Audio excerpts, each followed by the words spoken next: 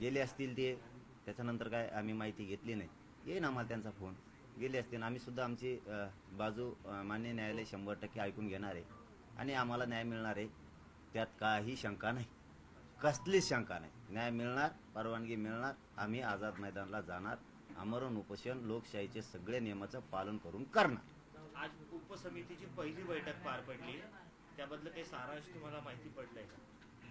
नाही, ते कवातच असतं सकारात्मक चर्चा झाली. ते कवाच म्हणत नाही सकारात्मक झाली नाही. कवा तेच हे सगळं महाराष्ट्र दमला ऐकू ते. अंमलबजावणी आवश्यक आहे. किती दिवस वेळ द्यायचा, किती दिवस संयम धरायचा, याला बी काही लिमिट असतं. त्यामुळं शेवटी आमच्या समाजाच्या लेकराच्या आयुष्याचा प्रश्न आहे. आता नाही तर कधीच नाही. आता हे निर्णायक टप्प्यावर आंदोलन आहे.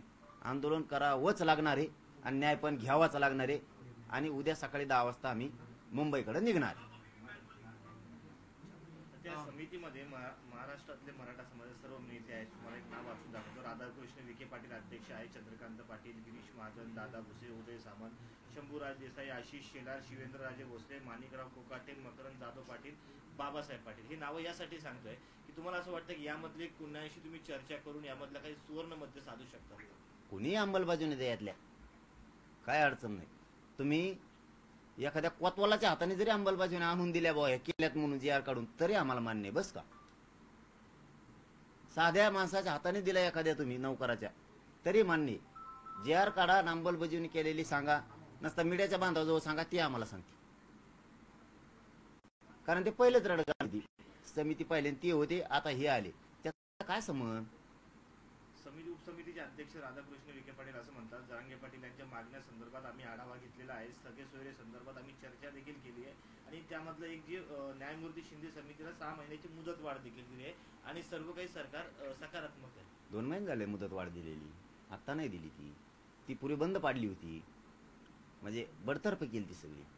आपण आत्ताचं उपोषण केल्यानंतर तिला मुदत वाढ दिलेली आहे आणि त्याच वेळेस त्यांनी वेळ घेतलेला आहे आपल्याकडून की सरकार आत्ता 20-25 दिवस झालेलं, तुम्ही वेळ द्या.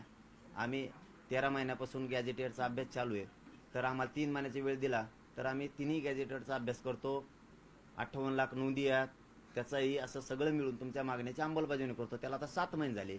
किती दिवस थांबायचं आणि का थांबायचं? असून नसतं तर ठीक होतं, असून का थांबायचं?